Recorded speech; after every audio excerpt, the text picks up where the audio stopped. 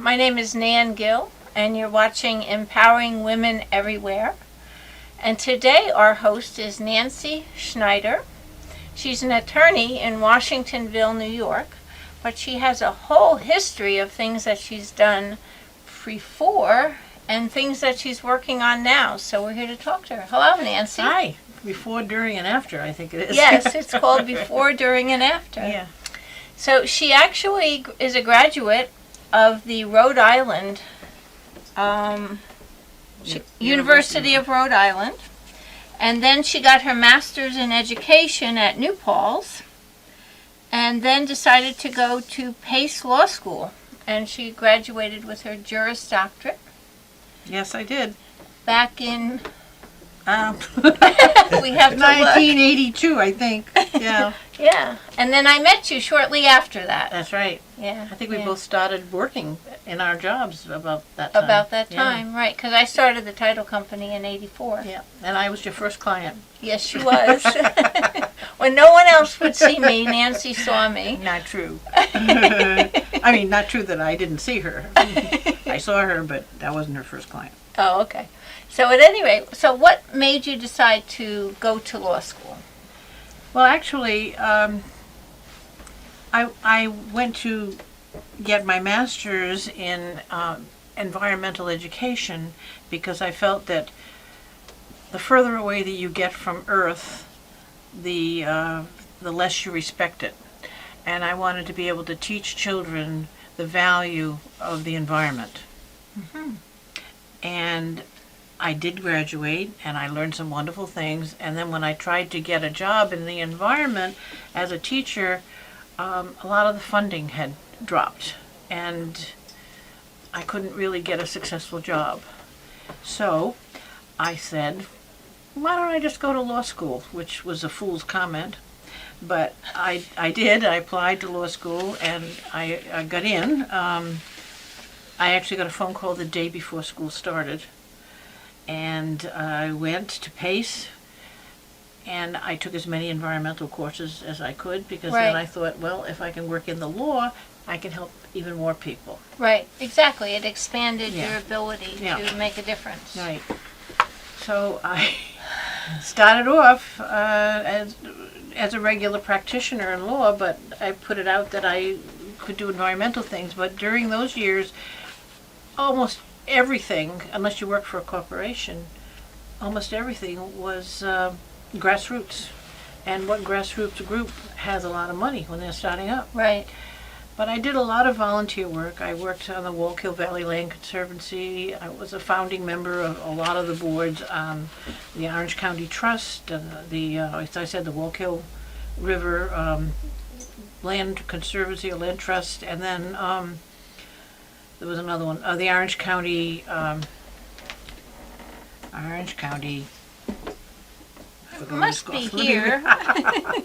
We can Let's cut that see, part Orange out. Environment, I'm sorry, that's it. And then I was Orange, I worked with Orange Environment. pretty much everybody did through the years. Yeah. And I was familiar with Spark and went to some of their, some of their meetings and so on. And it just got to the point where I couldn't just practice environmental law and make a living. Right. So I started taking courses, more courses, and I took assignments in family court, and built a private practice on real estate and general practice, and that's how I pretty much did it. I did have a couple of interesting cases, environmental cases. One was fighting the Marcy South line, and I represented with another gentleman a case that was heard in St. Lawrence County. Mm-hmm. So that was fun. But the individuals that we represented really didn't have enough money to pay lawyers, so we pretty much did it for free. Yeah. Yeah. Well, That's the case. I mean, for the most part, these large corporations that are making a difficult time on the environment have the funds to be able to fight. Right. And Right. the individuals who are trying to make a difference have to do everything pro se. They do a lot of sacrificing, at least in the beginning. And I know that when the Land Trust started, the Orange County Land Trust started, there was a lot of learning and a lot of work to be done, and eventually it's quite a powerful organization now. Right, And, now it yeah. is. It's So- it's an organization to be reconciled Yes, with. it is. Definitely. Yeah, but it was fun working with the people in the beginning, with Lou Mills and people, Bob Ogello. They were all gone now, and they were really fireballs. Those people, Right. They really were great to work with. So moving on, you just have to do what you can do to help people and make a living. And make a living, Yeah. yeah. Because you can't donate all of your time, as I've come to learn. As we always end up doing anyway. But it's a balance. Right. It's a balance. You have to reach a balance. Yeah. So then you began working as a guardian at Lytton and some of the court appointments. I took courses in what they call Part 36 or Article 81 of the Mental Hygiene Law. And you can be assigned by judges to be, when someone has an elderly person that they think needs their affairs taken over and they're allegedly incapacitated, they bring a petition, and it's a full disclosure. The people are served and they Right. know what's happening. Some of them have no clue what's happening, and others know, but they consent, and then others fight it. But it's very interesting. The court will appoint certain people who are qualified as the court evaluator, who's Right. sort of like the eyes and ears of the court and interviews everybody. And then you can be appointed as the guardian for the allegedly incapacitated person, or you could be the attorney for them. And I've had some pretty interesting cases. It's all worked out. I did that until about 2012, and then there was a lapse. I don't know why there was a lapse. I just forgot to take a renewal course, or I took it and didn't register. Right, the papers. But yeah, but I've taken it again, and But you really enjoy that work. I do. It's a kind of work where you're out of the office and you're seeing the conditions that are in nursing homes and hospitals, and then seeing the families and what they're going through, and you pretty much get a feel for who's after the money and who's just after taking care of the person. Taking care of the person, yeah. Very interesting. Yeah. And you did some work with children's rights? That's another board that I was the founding member of. Yes, I'd never been anything but on that board. I didn't work for them and so on.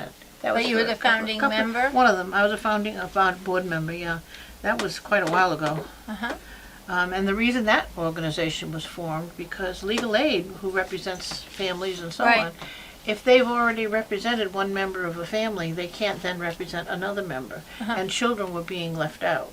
Okay. So children's That's why rights. you worked on forming that Right. organization. They were given a grant to form in order to represent mostly the children. The children. Obviously, Children's Rights Society would be for the children. Yeah. Yeah, it's a good Well, organization. That's a wonderful organization.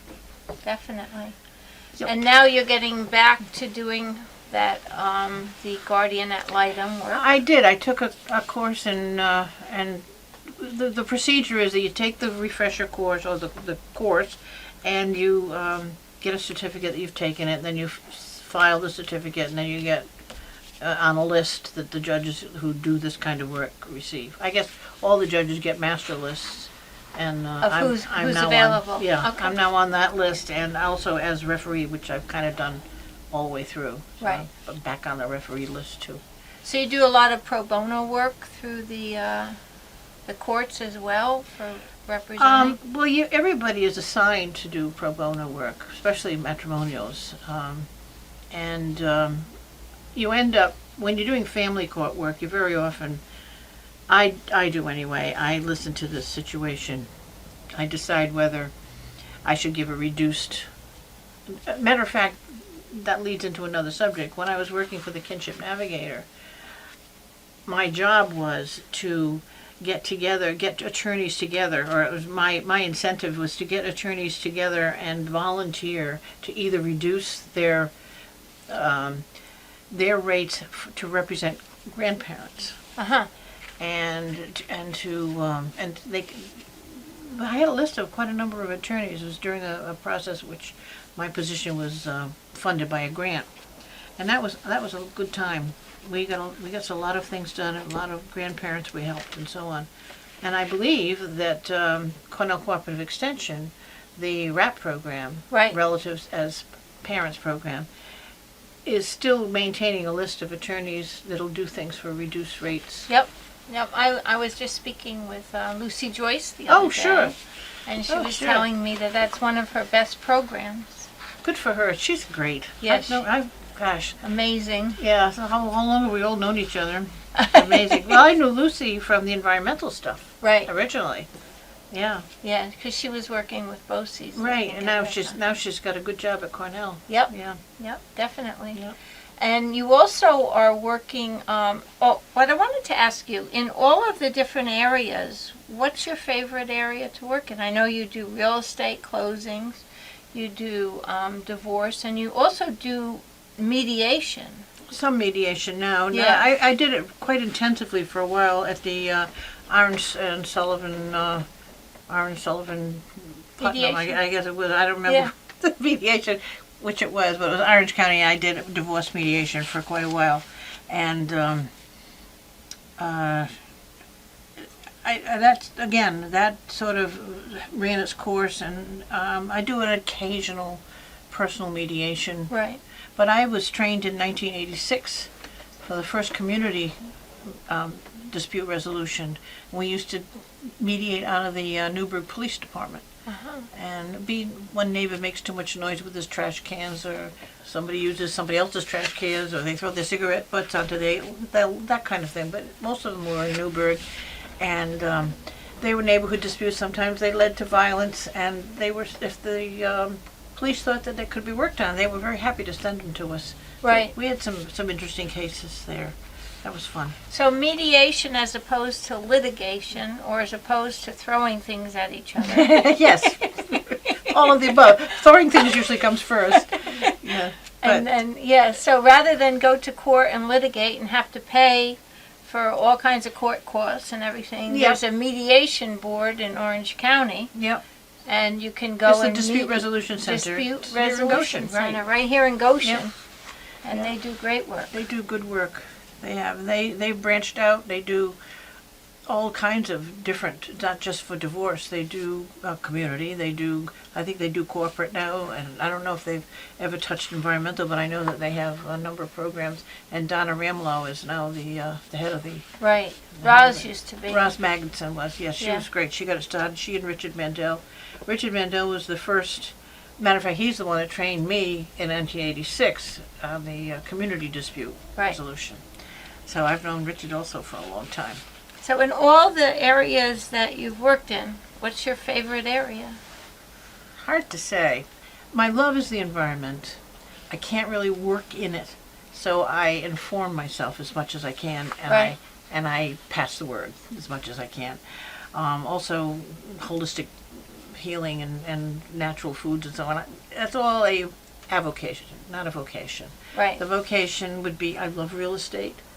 I don't say that I don't enjoy family court or even doing divorces for people, but it gets so mentally wearing It's emotional. and very emotional, and their lives are at stake, and it's tough, especially if you can't really help them. Right. And with children Yeah, involved. when children are involved. Yeah, for a little while I took assignments as guardian ad litem of children, but I actually got tired of having to ascertain what exactly did the parents coach these kids for when they went, and they weren't supposed to, but you could tell if you said to a little boy who was 4 or 5, and what else did your daddy or mommy tell you to say anything to the, oh yes, they told me to, Well, you know mommy how. told me to say that daddy drinks, that kind of thing.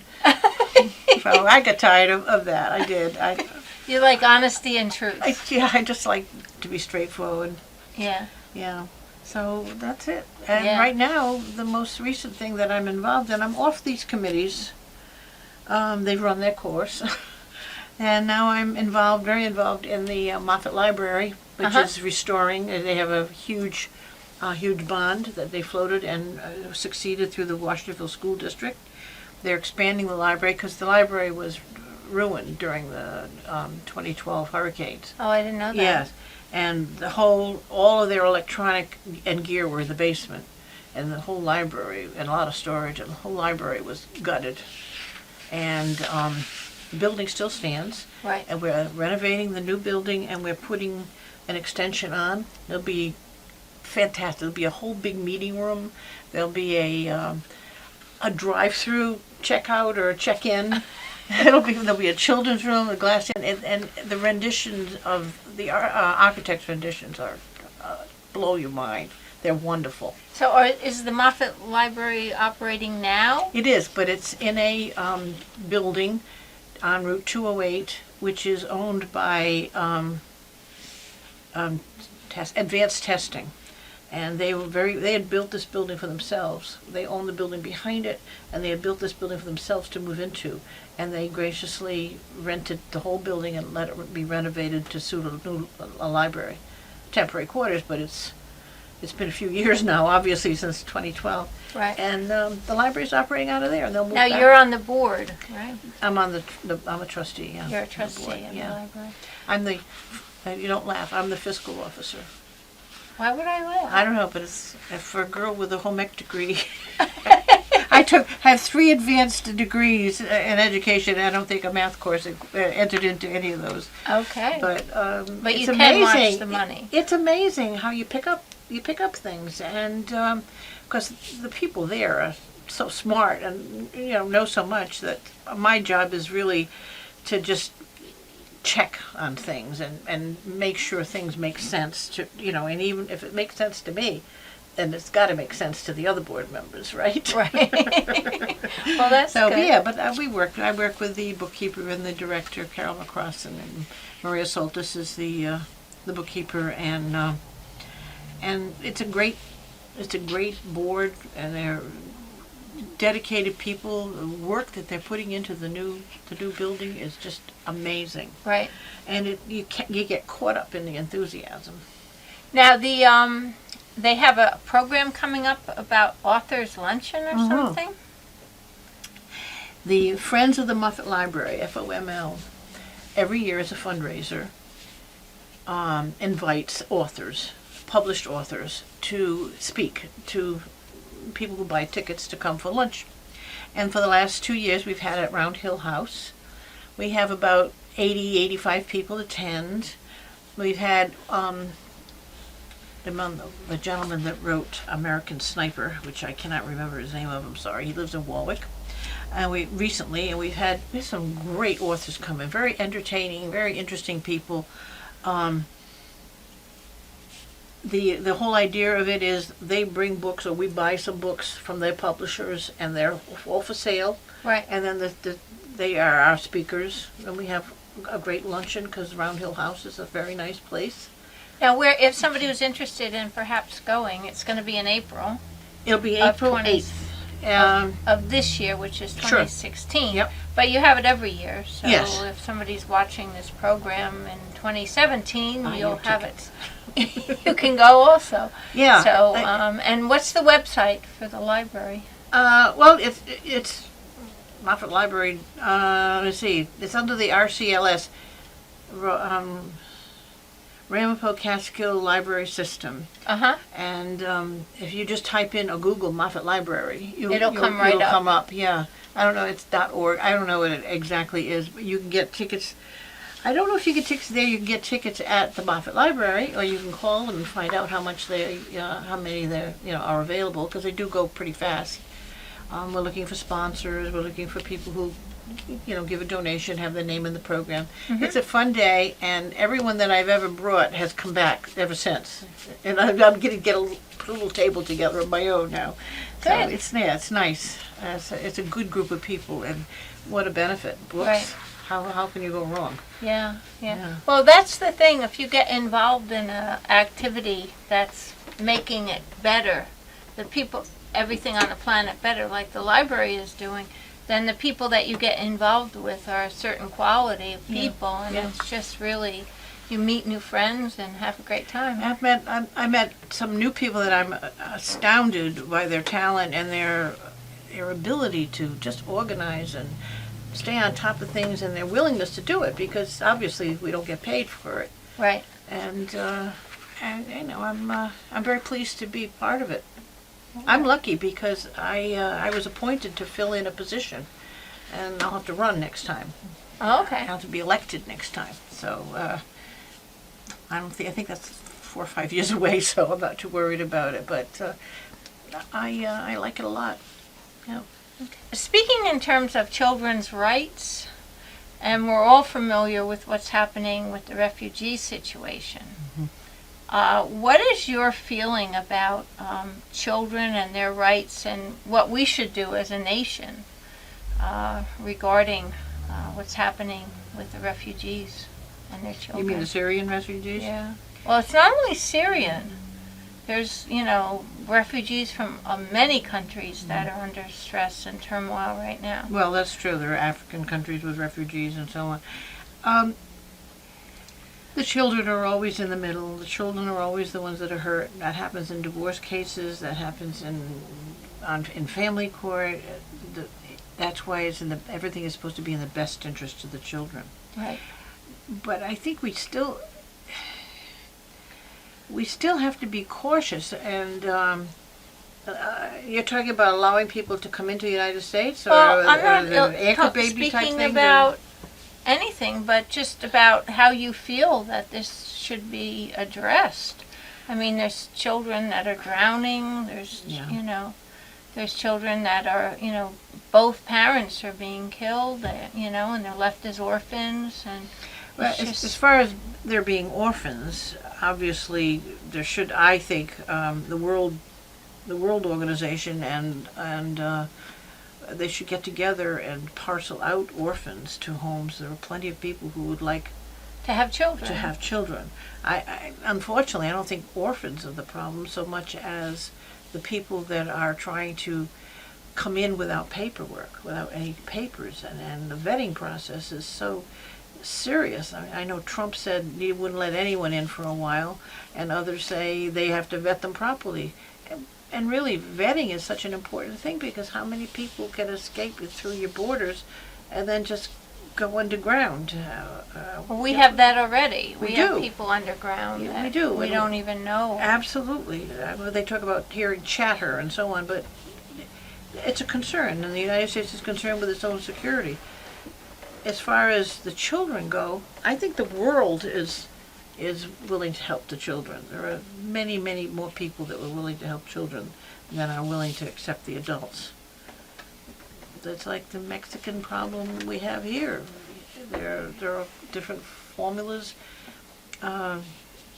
produced to solve that problem. What happens if you come here and you have a baby? Should you be sent home but you can leave your baby? Right.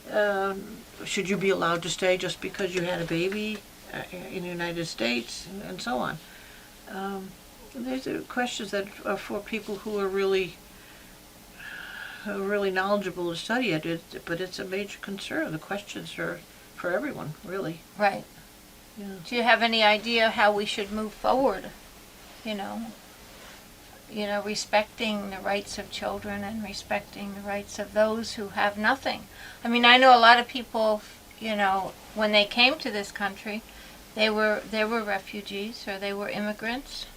It was a different era, though. Yeah. I mean, we all had grandparents or great-grandparents who were refugees or who came over. I had a grandfather who came from Russia, and he was escaping the Tsar. Right. So it's a different world then.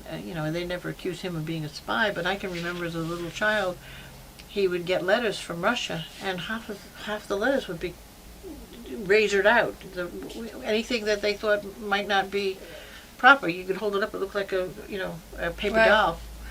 And there have to be some kind of, we have a balance between our security and wanting to help. But Right. We're not the only country in the world. There are many, many countries and that also can help. And Right. I often find that the United States is left holding the bag and being Well, the I hero. think that the European nations in this one have really been left holding the bag on that one. On the children issue? On everything. I mean, with getting people in, they've taken in so many refugees. They've taken a lot of now. refugees in, that's right. And, you know, Germany and Sweden and France and and what happened in Germany and at the fair in Cologne just, you know, really points at the fact that people have to be vetted. I think vetting it's tough with people who can't be vetted or have trouble, have lost their papers, but they have a memory. They can, you know, start building their paperwork or the documentation. They can say what hospital they were born in or so on and so forth. I mean, I don't really know anything about the process, but I happen to favor not allowing people in who can't be vetted. Right. We've been hurt enough at this point. We've been invaded. We've been hit with airplanes. We've had explosions. There are people in here, in this country, who are plotting against us. And we're lucky that these big events like New Year's Eve in New York City didn't have some kind of an explosion, or one of the NFL games like the Pats and the Broncos. You know, I always think about it. We were saying, well, maybe it'll be at the Super Bowl. Maybe it'll be. I said, well, and you discuss it. It's become dinner conversation. Right. Would you expect it at one of the playoff games, or would you expect it at the finals? When did we ever have to get to that point? I know. I know Israel's been in that position since I can remember, and everybody in Israel is mandated, I believe, to carry a gun, protect yourself. And you get a terrorist who stands in the middle of a market square, and everybody there will be ready to, before he pulls whatever they have to do, pulls the lever, then people are there to protect themselves and protect the other people around them. Right. But that's another argument. Yeah, it's a different world today. Yeah. And there have always been arguments about it, but it's coming true to home. We could always just discuss, because we were safe. Who could get to us? Nobody could get to us. Right, we had the ocean between. Yeah, well, both sides. And we're friendly with Canada, and we're friendly with Mexico. And the incidents are few and far between, and they're minor. But now, it's a totally different story. Because the world is getting closer every day. Yep. Every day. Who was the last president who was an isolationist? Woodrow Wilson? Is that who it was? I don't know. But I wouldn't believe in being an isolationist. But on the other hand, you know, we have to take care of ourselves. We have to be responsible. We have to be responsible. Yep. Definitely. Well, thank you so much, Nancy. It's been a pleasure having you here on Empowering Women Everywhere. And join us on www.empoweringwomeneverywhere.tv. You can become a member. Basic membership is free. And join the community. And thank you for listening. Thank you. You're very welcome.